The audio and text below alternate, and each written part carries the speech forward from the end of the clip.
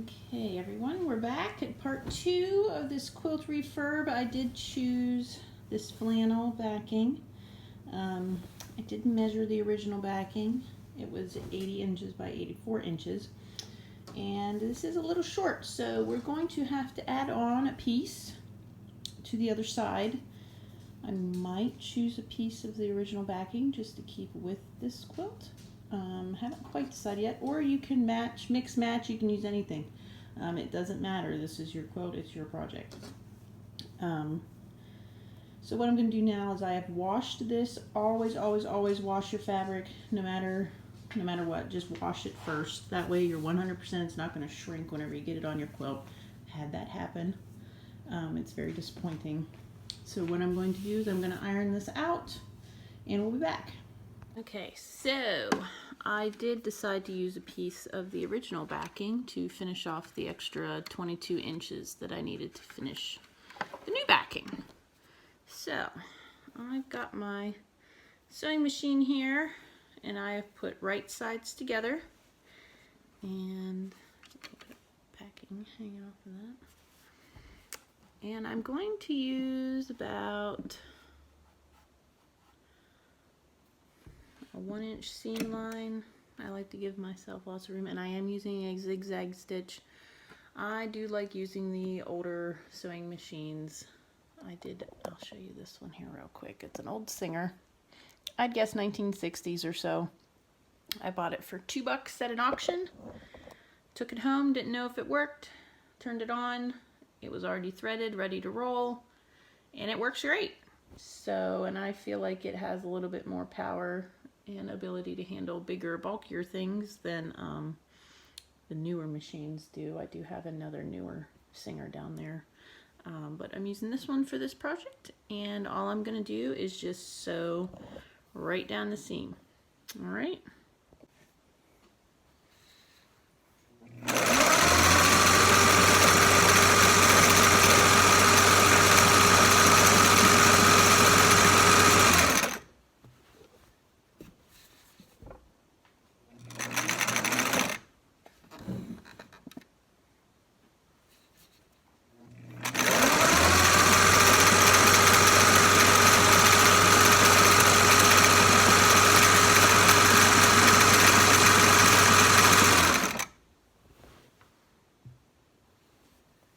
All you have to do is just readjust as you go. Now know that you don't have to go this fast. I just happen to be comfortable at this speed on this machine.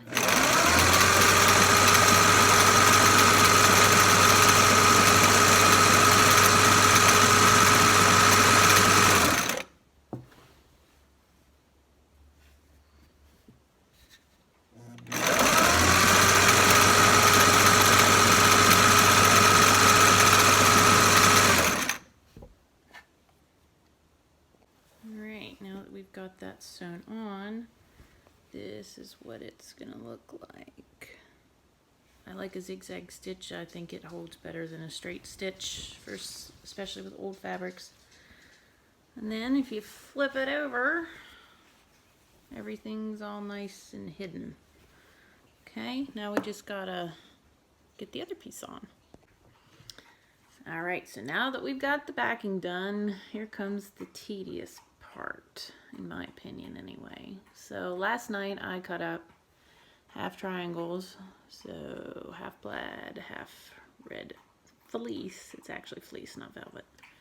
And all I'm gonna do is I'm just gonna sew down, and then I'm open them up and do a full square.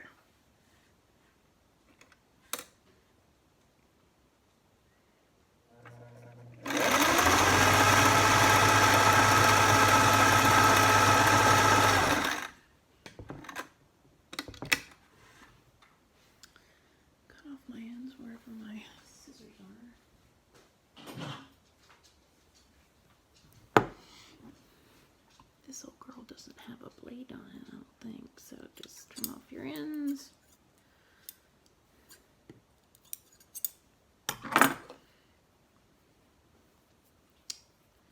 And this is what we got. So it needs a bit of trimming, but it'll work for what we need. Okay? And I'm gonna keep doing that with the rest of these. Okay, so I have my old patch, square, whatever you want to call it, cut out. Here is my new block that I'm gonna put in there. And I'm gonna start on one side, right side down, just like that. And I have to turn it because I'm a righty.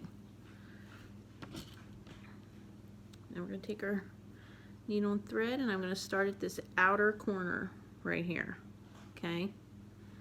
And I'm just simply going to hand stitch that sucker in there real quick. Doesn't take long. This is actually quite relaxing to do if you're into quilting or sewing. Funny story, I never got into quilting at all. I never had one iota of a lesson until my grandmother died 2 years ago, going on 3, be 3 years in May. And for some reason, something just snapped in me, and I now love antique quilts. I collect antique quilts, and I like to refurbish them now, and I do have an eBay store that I like to resell them on for extra money. So that's just my little story here of how I got into quilting. And my grandmother never taught me anything, and I'm pretty sure she didn't make any of her own that I have. She was one of 9, and she had 2 sisters that were into the quilting, one of which had an actual sewing business, and the other sister, from what I'm told, made me a quilt that I still have. That one actually needs a lot of work. I used that thing whenever I was younger, like no tomorrow, which that's what they're for, right? So I'll have to get into fixing that one. Most of the top is gone, so I'll have to tear that one completely apart and redo the batting in that one as well. That one's a pretty pink. That one's definitely for spring. So once I've got one side done, and then I'm gonna do the bottom. So then I just fold it again, right sides together, and just keep on going around. Okay.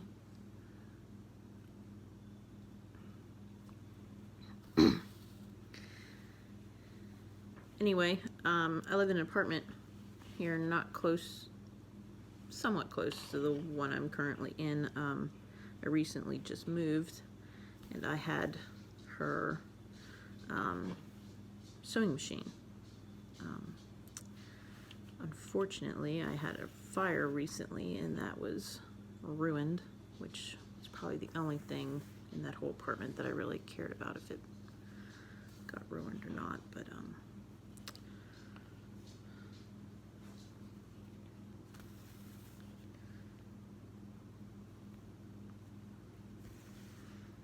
so if you want to see any of the quilts that I've collected, leave a comment. Let me know. I'm more than happy to make a video about the quilts that I have. If you're into crazy quilts, those are probably my favorite. I do have one that I still use that is really, really heavy. I like the quilts that are heavy for wintertime use.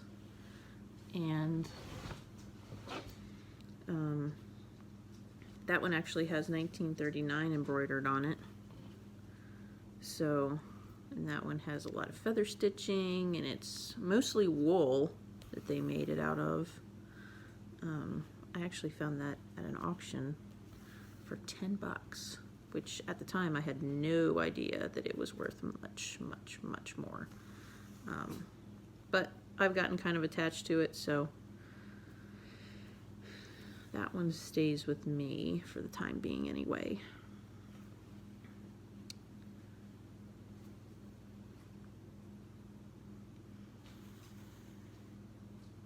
I'm almost done with this second. So then once you flip it over, you can see it's just like all the stitches are hidden. It looks like it belongs on there, and it was originally there. So then I'm going to do the same thing. I'm just going to flip it on the last side, right sides together.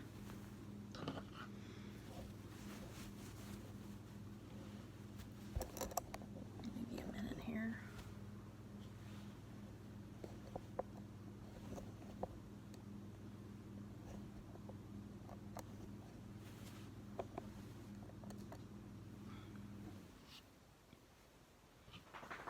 And then I'm just going to keep going right around.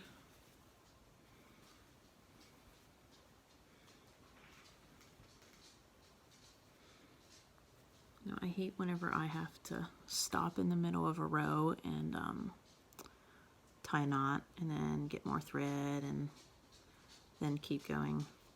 So what I do is I like to put a lot of extra on there so that I don't have to stop. I'd rather be done with what I'm doing and then have extra than have to stop 3 million times and rethread and keep going. I'm not actually awesome at not tying yet either. I recently just was trying to work on my ladder stitch and feather stitch and all that kind of thing. I do buy quilts specifically that need stitches redone in them, so I can, something for me to practice on.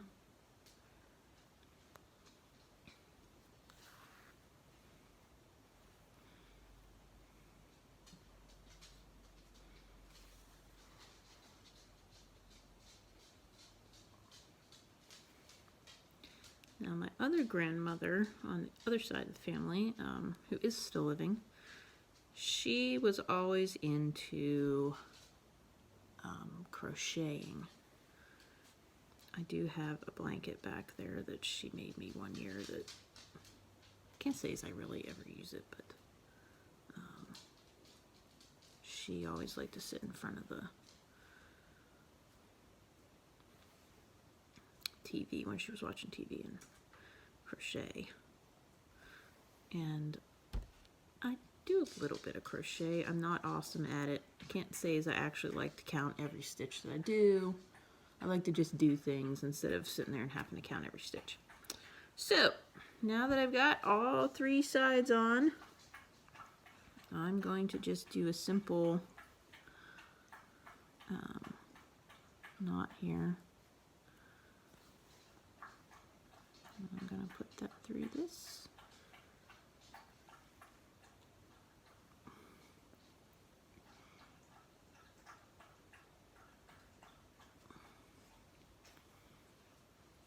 Another quilt that I have in my possession is from my mom's side of the family. My grandfather told me that it was made by my great-great-grandmother. So that one's another one in my collection. If you'd like to see it, I'll be happy to make a video and show all of the quilts that I have in my collection. Okay, so this is what we got before you fall over. So we got another patch back onto this. Okay, and all the stitches are hidden and everything's on there. You can snip your threads on the back end if you want to. If not, it's not like they're really going to show anyway. All right, and I'm just going to keep going through the whole quilt.